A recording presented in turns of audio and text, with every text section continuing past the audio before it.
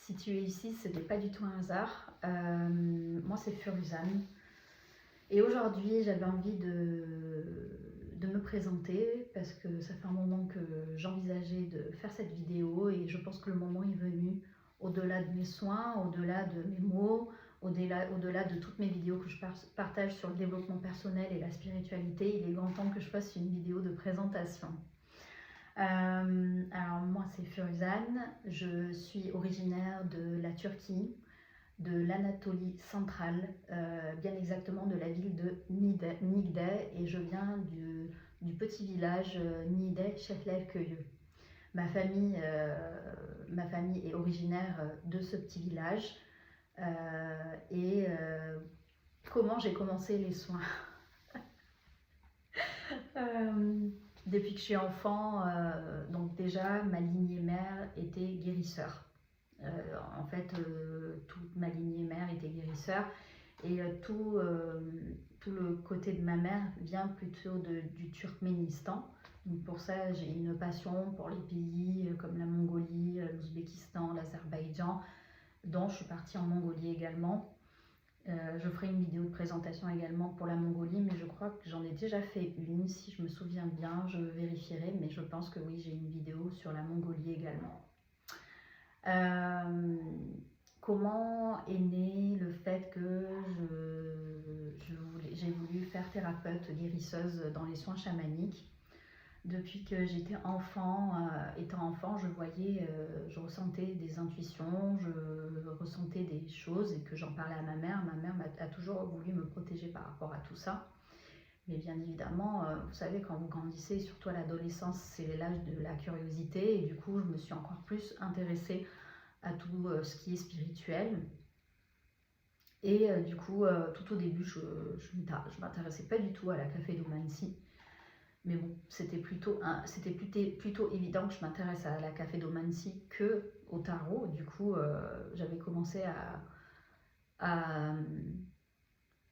faire des tirages de cartes et en fait, j'avais des flashs, j'avais des ressentis. En fait, dans mon cœur, j'avais des messages qui venaient. Je pense que c'était le divin.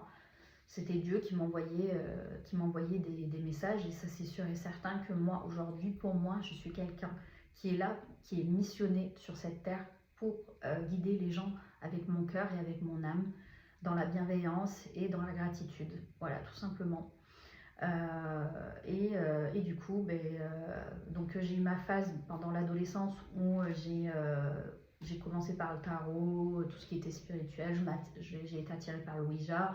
Je faisais des séances de Ouija avec mes copines qui étaient réelles et qui étaient vraies, mais c'est très dangereux le Ouija. Je mets juste une petite parenthèse. Ne pas pratiquer, c'est très très dangereux. Ça peut vous mener à la mort. Donc le Ouija, mettez de côté si jamais vous faites le Ouija. Ensuite, du coup, après, j'ai la vie qui a continué et à mes 30 ans, j'ai eu l'envie de faire... je crois que j'étais avec mes cousines et puis on buvait du café turc et puis là,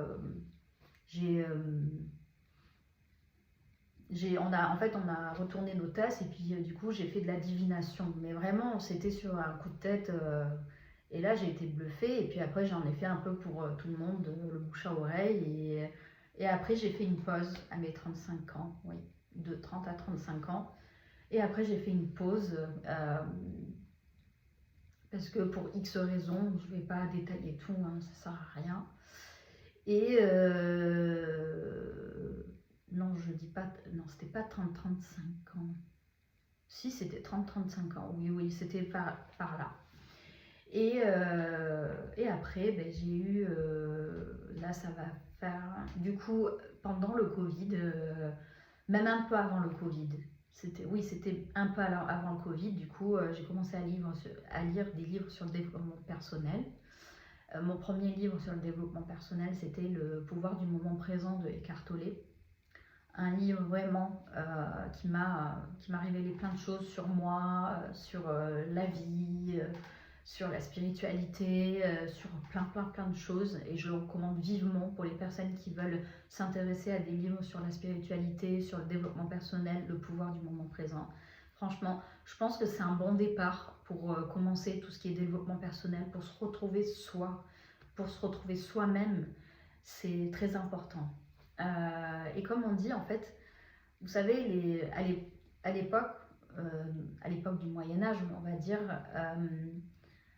les guérisseurs, elles étaient vues comme des sorcières. Donc du coup, maintenant, bon, une sorcière maintenant, c'est pas mal vu. Elles étaient brûlées à vif parce qu'elles étaient mauvaises, mais en fait, ce qui était triste, c'est parce qu'elles disaient la vérité.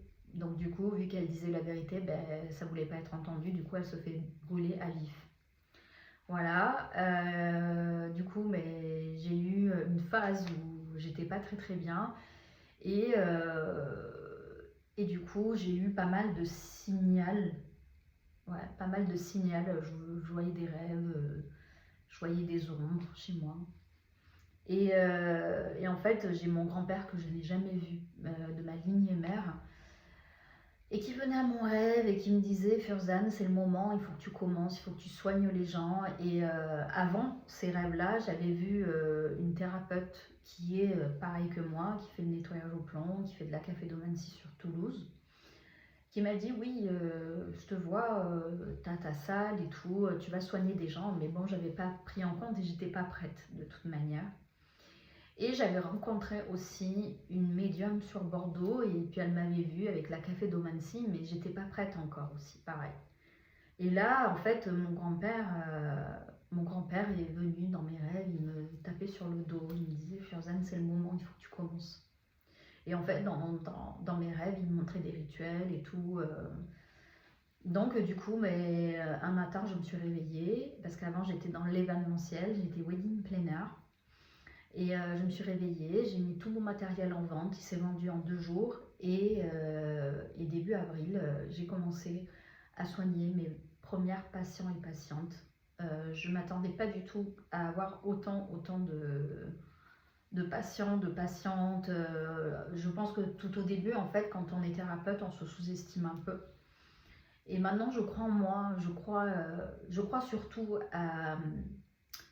Parce qu'en fait, quand on travaille avec l'amour de soi, quand on travaille avec son cœur, quand on travaille avec l'âme, je pense qu'on soigne mieux que... Il n'y a pas mieux que ça en fait, soigner avec le cœur et l'âme. Et du coup, ben, aujourd'hui, je suis sereine, je suis apaisée, je suis bien dans mon activité de thérapeute en bien-être, dans des soins énergétiques chamanes. Et puis voilà, et du coup, je m'étais fait un petit questionnaire. Ce que je fais aujourd'hui dans mon activité, donc je fais des soins chamaniques avec le tambour chaman. Je fais des soins bioénergétiques chaman également avec le tambour chaman. Je fais des nettoyages énergétiques, libération émotionnelle, protection énergétique. C'est tout ça, en fait, c'est avec la bioénergie et le nettoyage au plomb. Je fais la cafédomancie. Donc, je vous ai dit le nettoyage au plomb. Et je fais également aussi du coaching un peu. Parce qu'en fait, parler aussi, c'est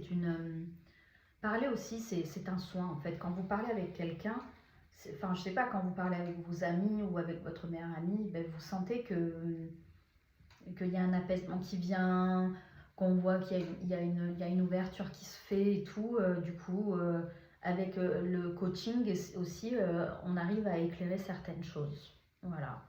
Donc du coup, j'accompagne les personnes qui sont touchées beaucoup plus sur l'âme, la fatigue de l'âme, pardon, et la fatigue du cœur, pour soigner l'âme et le cœur. En fait, un chaman, il soignera plus l'âme et le cœur, parce qu'en fait, tout ce qu'on charge, c'est l'âme et le cœur, et le chakra racine également.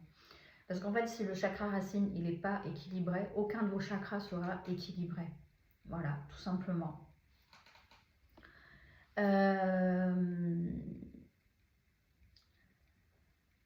Donc voilà, donc j'ai dit, oui, donc du coup, j'ai dit que j'accompagnais les personnes qui se sentent perdues, lourdes, bloquées, quand l'âme a besoin d'être aidée. Voilà, c'est hyper important. Euh,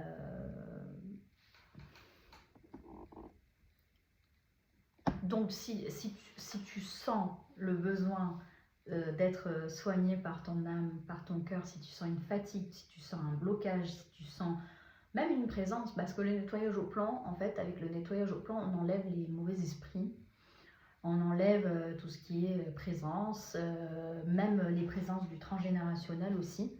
Ça, il faut le mettre, il faut savoir que c'est hyper important le transgénérationnel, parce que je travaille beaucoup sur le transgénérationnel, parce qu'en fait, quand vous vivez quelque chose, ça veut dire que dans votre arbre de vie, dans la généalogie père ou mère, en fait, c'est sûr et certain, il y a une tante ou un oncle qui a vécu ça. Ça, c'est sûr et certain. Et en fait, le transgénérationnel se répercute sur vous.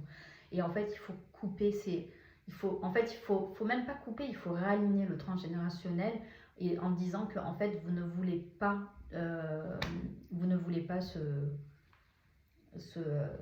vous voulez couper ce schéma qui est répété de génération en génération. Voilà. En fait, si vous remarquez, je mets juste un exemple, quand vous voyez que Pierre, il se marie avec une femme et que sa femme, elle trompe son mari, mais en fait, ça veut dire que le père de Pierre ou l'oncle de Pierre ou le grand-père de Pierre, il s'est fait tromper auparavant. En fait, ça, c'est le transgénérationnel. Voilà. Donc, merci de m'avoir écouté, merci d'avoir ressenti mon énergie et merci